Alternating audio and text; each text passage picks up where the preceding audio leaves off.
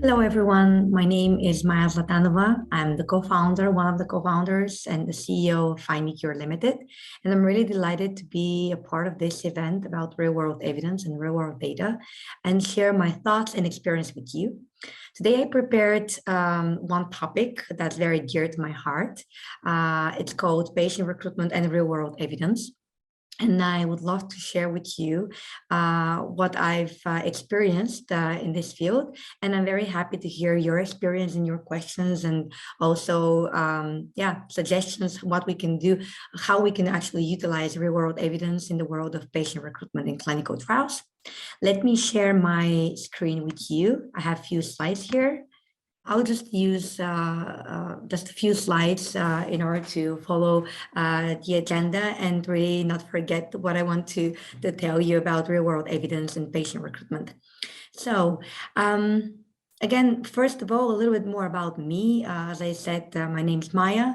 I've been in the field of clinical research for maybe 15 plus years already. And I started first in the world of clinical research by supporting the NIHR. This is the National Institute of Health Research in the UK with software development and also GCP trainings. Later, I started my own consultancy together with other co-founders, and we were training institutions like the national like the United Nations and also like private companies. We provided them with training and certification in good clinical practice, pharmacovigilance, good manufacturing practice, etc. And around 8 years ago, I started searching for clinical trials for my own sister, which led me to start together with some friends, FindMeCure, first as a project. We wanted to support all patients and caregivers similar to me and my sister in their journey while understanding and joining clinical trials. And that really helped us understand how difficult actually it is for people out there to be able to be a part of clinical research, but also that there is a kind of like a broken bridge between patients and the industry, in the clinical research industry, pharma industry in general. We saw an opportunity to use our know-how, our experience, and develop this infrastructure for people to apply for clinical trials.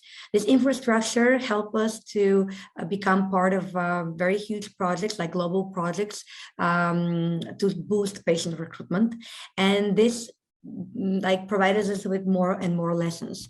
And one of the lessons we've learned is that one of the difficulties within patient recruitment is not just lack of awareness among patients, but actually lack of understanding of patients, what they actually want, where they are in reality, and how we can kind of like connect their interests, their benefits with the clinical trials interests and benefits.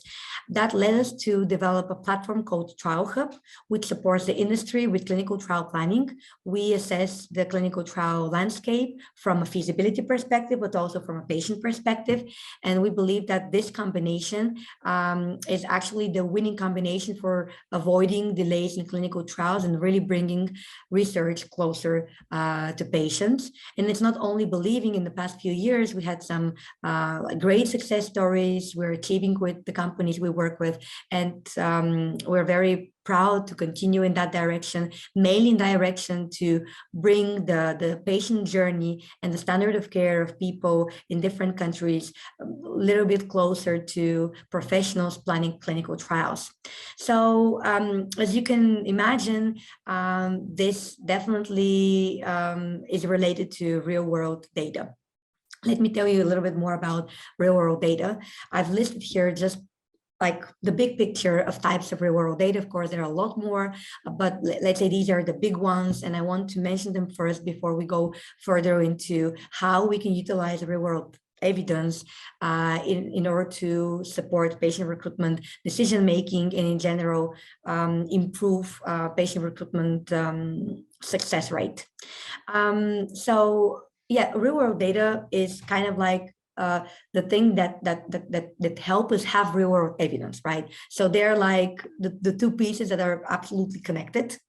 And in the most meaningful pieces of data, real world data out there are data around laboratory tests, clinical data. I will now mention also electronic health records. Many people will think that electronic health records will also have clinical data and lab data, but in reality, that's not always the case. And that's why sometimes companies need to find providers that support either like all of these pieces, or find different providers of the different types of information and data. In the States, it's very popular to use claims data, not only nowadays, like there are private insurance companies in other countries as well. So they can contribute with a lot of information and insights about patients and the patient journey through the claims data. And one thing that's a trend for the past couple of years is to use patient insights or patient reported outcomes as also part of the whole package of real world data. And all these pieces, they cannot replace themselves. So they kind of contribute to each other and provide the big picture, the real world evidence that we actually need in order to make decisions, all sorts of decisions, from R&D to marketing, commercial, and so on and so forth. But I'll try to focus today on patient recruitment only, and to tell you the different roles of real world evidence within patient recruitment, and give you a few ideas how you can use that. So starting with real world evidence for designing of clinical trials. A lot of companies are not really taking enough time to design their protocol, to develop their protocol and design their clinical trials and optimize it for patient recruitment. I think that's something that's really, really important. And it's a mistake if you really neglect this step, just because people say that failing to planning is planning to fail, basically. So this is exactly the case. When you design your clinical trial, you literally are kind of designing the challenges that you're going to expect and you're going to face, and also the success you want to actually build in the end of the day. So having the right protocol in place, having the right design of your clinical trials is absolutely critical. When it comes to patient recruitment, the pieces that are really important are all around the patient journey. Knowing why a patient will be interested in a clinical trial, and also what will make a clinical trial less attractive to them is crucial. Why? Because clinical trial is nothing else but just another alternative for a treatment for many people out there. I will be very careful when saying treatment, but in reality, what people care about is being treated. If they think that a clinical trial can provide such an opportunity, then they will be interested in this opportunity. Of course, knowing the risks that they're taking. Sometimes the clinical trial is more attractive because there is no other option. In most cases, though, it's not that there is no other option. It's just that clinical trial might provide an option that they wouldn't have access to. And here, when designing the clinical trial, it's important to understand what people have gone through before being introduced to a clinical trial, so that you know what are the pieces of information they will need to know before joining a clinical trial. Why a clinical trial might be a good option for them. Why, what sort of questions they might have when discussing the clinical trial with their relatives. If let's say they're a generation that's currently active, working, maybe having children, would they like a more active schedule where they need to visit the site multiple times? Or just the opposite, they would like to actually have more remote uh, a remote type of participation in the clinical trial, the so-called decentralized trials? Or the contrary, are they patients that have used meeting with their physicians, with their like future site, and they actually like this attention and feeling more secure when they're with the hospital rather being at home and waiting for the home nurse to do something remotely? And these are all questions you can answer by understanding the patient journey. Again, I'll go back to the types of real world data that's out there that can help you understand that. Obviously, knowing what sort of procedures and how often they have within the electronic health records is very important. Then understanding from patient insights and patient reported outcomes, what their expectations are, what their needs are, the so-called untapped needs. These are all pieces that can contribute to understanding what sort of clinical trial will be beneficial for the patient population. Something that I didn't mention on the previous slide are the so-called patient registries. So there are two types of patient registries: the patient register, the registry with, let's say, all patients that are available out there in a hospital or in a country or in a region, and the patient database, where, let's say, it's not an exhaustive registry, rather it's a representative list of patients, outlining their let's say symptoms, treatments, procedures, hospitals, doctors, and so on and so forth. So these can be also very helpful, because let's not forget that electronic health records are not present in all countries, but exactly in these countries there might be the so-called patient registries or patient databases, where you can get a lot of information about the reality where patients live. And again, when designing the clinical trials, when using real-world evidence, the focus should be on how do I make clinical trials sellable? And I'm actually using this word in purpose. I know for many people, sales might sound like even ugly, but you can't imagine how important it is to make clinical trials attractive and sellable. Because in reality, when you sell something, you basically sell the value of this thing, with this product. And clinical trials are exactly that: a product that the clinical research industry creates and hopes to bring to like a lot more people once clinical trials finished. And then on the other side are the patients who are looking for the value, better healthcare, better treatment, and better attention as well. And by being able to emphasize on the things that they really care about, we can design a clinical trial that matters to them and matches their needs. Going to real-world data and real-world evidence and trial feasibility. This is something that's been used quite often in the last few years. Trial feasibility in general is perceived very often as site feasibility. I personally don't agree that much. I think that feasibility should cover the whole scope of let's say, pieces that make one clinical trial successful, meaning the country selection part, the site selection part, the patient assessment, patient recruitment assessment, and so on and so forth. But trial feasibility and real-world evidence has been now used mainly for identifying these sites where there are patients suitable for the clinical trial. There are already lots of providers. I'm not going to mention anyone here. If anyone's interested, I can give you a few of them, like a list of few of them in a message, so just contact me. But yes, there are platforms that can use eligibility filters where you can type in your main eligibility criteria from your protocol. And then this will provide you with the list of of sites, of hospitals and doctors who most likely have patients available with exactly these eligibility criteria, like fitting these eligibility criteria.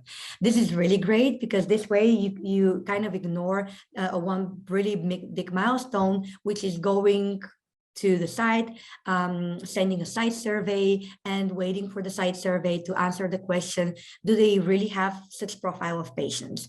And a lot of you maybe know that even if they come back and say, yes, we do have, sometimes that's not so accurate.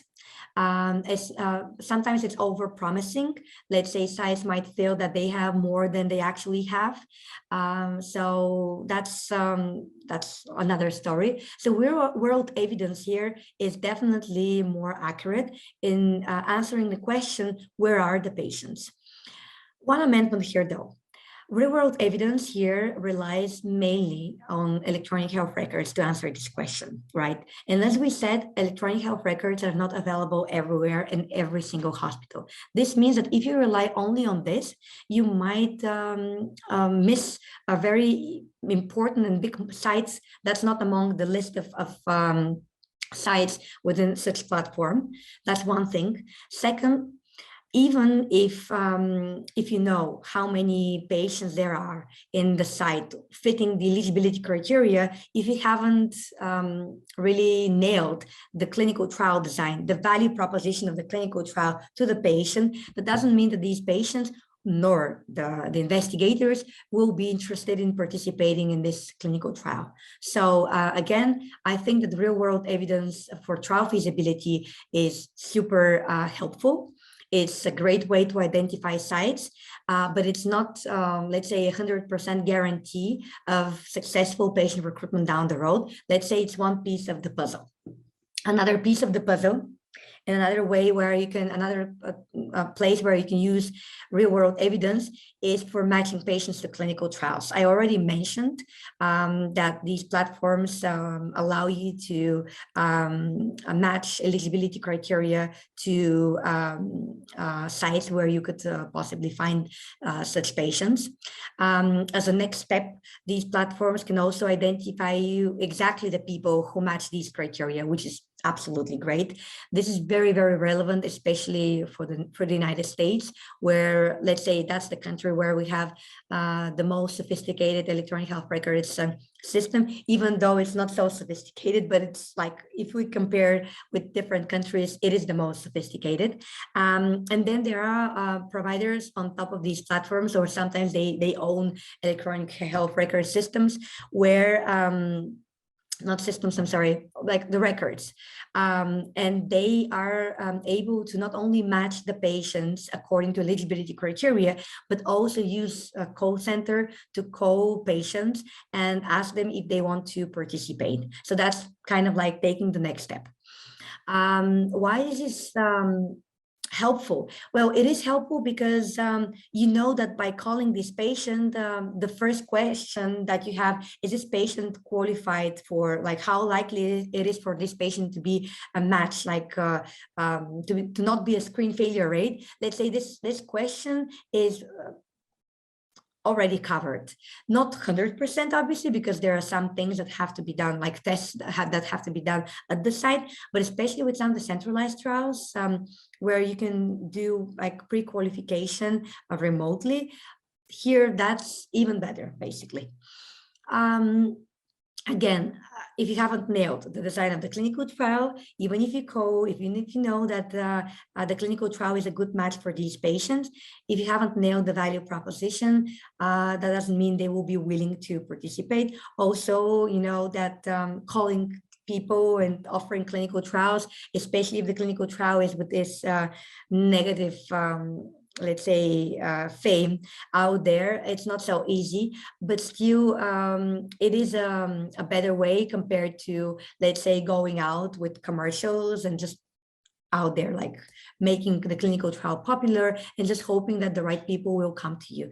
This is more a proactive approach. You go to the people and offer them an alternative for their treatment, a way for them to manage their disease better, and of course more attention while being in the clinical trial, and a way for you to maximize your chances and minimize actually the screen failure rates. by the way, this last thing is super important if you want to keep your site satisfaction high as well. One thing that I noticed throughout my work within patient recruitment is that there are ways to boost patient recruitment, meaning to bring more patients from outside of the hospital, outside of the site to the site. But what happens sometimes is that sometimes if you do that through not so controlled, you might bring people that are like patients who are not a great fit to the clinical trial, and that means that will mean more work to the investigators. They have to basically examine more patients, but not necessarily being able to recruit more patients. So if you have a way to kind of minimize the screen failure rate and still have more people going to the site, that's a win-win situation for the site, for the patient, and for you. So it's win-win-win, basically. So that's one thing where real-world evidence definitely provides a lot of benefits. Going to real-world evidence for understanding the patient journey. I already mentioned it at the designing of the clinical trial, but I want to emphasize once again why this patient journey is so important. Again, starting with the value proposition of the clinical trial, but not only. Patient recruitment is not only enrolling the patients. Patient recruitment, successful patient recruitment is also successful patient engagement, because you might be able to recruit a lot of patients on time, but if they quit in the middle of the journey, in the middle of the clinical trial, that's again contributing to more demand, more patients that you need to recruit. Meaning that in the end of the day, you're always recruiting patients and like cannot stop the process, and it's a circle. You recruit more patients, but they drop out. So why the patient journey is so important here? Because it's important to understand what might be these things that can make a patient quit from the clinical trial. What would they expect? What sort of level of attention? What sort of level of information? What sort of pain or let's say discomfort? What are the things really that can help, that can make them quit from a clinical trial, or the opposite? What will make them stay at the clinical trial, and even after the clinical trial, because you know that being able to monitor the patients even after they finish the clinical trial is important. And here it's not about just the clinical pathway of the patient, right? It's about all these patient insights that are related to their culture, to their quality of life in general, to their expectations, their connection with their relatives, their connection with the healthcare professionals as well. And sometimes there are a lot of things that you can learn from patient insights and patient reported outcomes that you haven't even imagined, really. Like, for example, I was having this super interesting conversation lately with a professional from a pharma company, and she was telling me about a conversation she had with a patient where they were discussing the COVID pandemic and how hard it is to make plans these days. And the patient is with chronic disease for many years.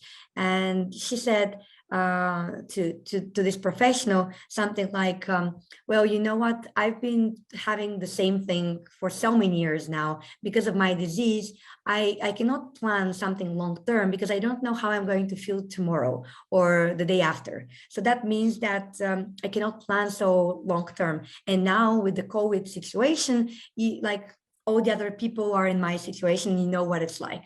And she was like super right when saying that. And that's a very good lesson, by the way, for every one of us, because for people like her, it might be difficult to be, let's say, to pre-plan their visits at the site. So being flexible and knowing how to kind of like correspond to such, not correspond, but like react on such situations in order to be compliant with the protocol is super important.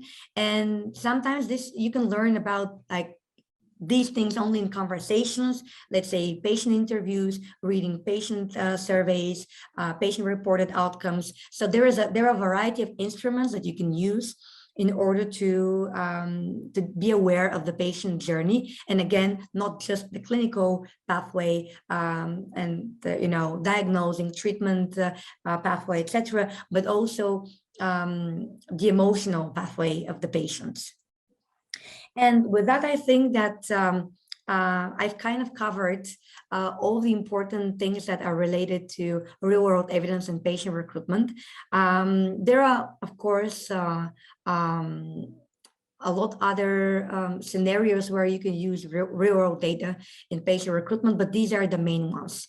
And if you want to have if you have any questions actually, or you want to have a further discussion around that, you can find me on LinkedIn. With Maya Zlatanova. I've listed here my phone number and my email address. So please go ahead, contact me. I'm always happy to have a chat around this topic because it's a very dear topic to my heart. And I would love to hear your ideas actually, how we can use real-world evidence in patient recruitment. Thank you for your time, and yeah, good luck with patient recruitment.